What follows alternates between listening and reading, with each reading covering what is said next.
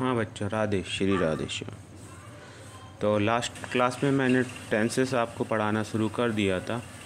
तो टेंसेस में जो है ये सेकंड टेंस है प्रेजेंट इंडेफिनिट। तो प्रेजेंट इंडेफिनिट का ये नेगेटिव पार्ट है। पहले मैंने सिंपल सेंटेंस बताए थे, ये नेगेटिव पार्ट है। ओके, तो सेंटेंस में नहीं शब्द होगा, बाकी पहचान आखिरी में ता है, ती है, ते है वगैरह होगी। ठीक है, तो ये जो इसका चैनल का कमेंट बॉक्स है, इसमें किसी ने भी मतलब ट्रांसलेशन करके मेरे को दिया नहीं है। तो आप में से जो भी हो, कोई बच्चा जो ये नहीं जानता हो, इसको प्रैक्टिस करना चाहता हो, तो इसको कमेंट बॉक्स में ट्रांसलेशन करके दीजिए सेंटेंस 1 2 3 4 5 6 7 8। तो उसमें मिस्टेक होगी तो मैं बताऊंगा, इसका सही सॉल्यूशन में भी भेज दूंगा। ठीक है, तो नेगेटिव के रूल देख लेते हैं, इसकी भी एक्सरसाइज आप करिएगा तो फिर हम आपको इसका भी सॉल्यूशन प्रोवाइड करा देंगे। तो ट्रांसलेशन रूल नेगेटिव में क्या होते हैं? नेगेटिव सेंटेंस बनाते समय ही, सी, इट तथा अदर सिंगुलर सब्जेक्ट के साथ डज नॉट का प्रयोग होता है। तो याद रखना कि सिंगुलर सब्जेक्ट के साथ किसका उपयोग होता है? डज नॉट का। ठीक है, सिंगुलर सब्जेक्ट के साथ डज नॉट का उपयोग होता है। तथा मेन वर्ब में एस ई एस को हटा दिया जाता है, एस और ई एस नहीं लगाते हम जो पहले लगाते थे। और आई, वी, यू, दे तथा अन्य प्लूरल सब्जेक्ट के साथ डू नॉट का प्रयोग होता है। डू नॉट का प्रयोग होता है किसके साथ? जो आई, वी, यू, दे और अन्य प्लूरल सब्जेक्ट्स होते हैं।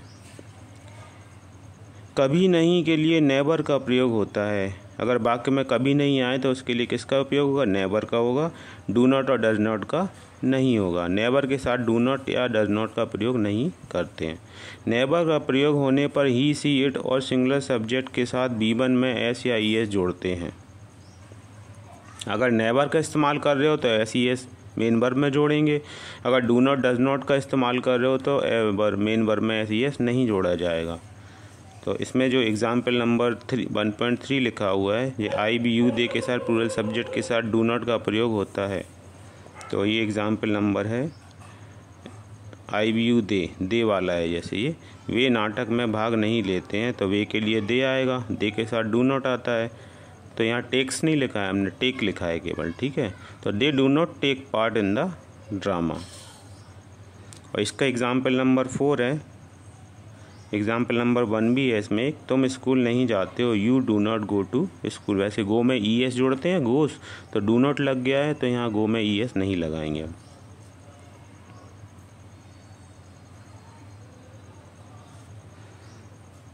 आई, वी, यू, दे और प्लूरल सब्जेक्ट के साथ वर्ब की फर्स्ट फॉर्म का प्रयोग होता है। ठीक है, वर्ब की फर्स्ट फॉर्म का प्रयोग होगा आई, वी, यू, दे के साथ। तो ये इसके एग्जाम्पल है। तुमको हम यू कहते हैं, वह फीमेल में है तो सी आएगा। वे दे कहते हैं, वह सी आएगा क्योंकि आखिरी में तैरती है। राम का सीधा नाम है। तो ये सारे सब्जेक्ट आते हैं पहले। सब्जेक्ट के बाद आता ही है हेल्पिंग वर्ब। तो हेल्पिंग वर्ब डू नॉट और डज नॉट आएगी। कभी कभी नेवर आएगा अगर कभी नहीं दिया होगा, तो नेवर में डू नॉट डज नॉट इस्तेमाल नहीं करेंगे। Swims in the river. और किसी का नाम आएगा तो ये एक सिंगुलर आ गया है। ठीक है, राधे श्री राधे। तो ये मेन वर्ब आ जाएगी। हेल्पिंग वर्ब के बाद आएगी मेन वर्ब। तो मेन वर्ब यहाँ गो है, रीड है, टेक है, स्विम्स है, राइट है। तो एस और ई एस जोड़ने का नियम नेवर में ही है केवल, और सिंपल सेंटेंस में हम जोड़ते थे। तो यहाँ एस और ई एस जोड़ दिया जाएगा। और बाद में क्या है, ऑब्जेक्ट आता है। तो ऑब्जेक्ट कुछ भी हो सकता है, जैसे इसमें टू स्कूल है, द बुक है। तो इस तरह से इसको श्री गणेश करिएगा इसका। ठीक है, राधे श्री राधे। ये इसकी एक्सरसाइज है, देख लीजिए। रमेश कभी झूठ नहीं बोलता है।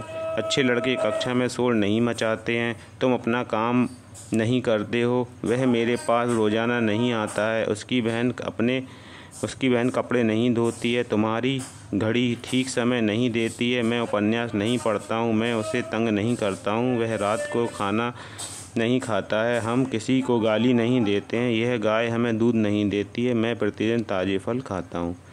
तो इसकी एक्सरसाइज करिएगा, इसका सॉल्यूशन मैं आपको टाइप करके बता दूंगा। ठीक है, राधे श्री राधे। ये क्लास 2 एंड हुई थी।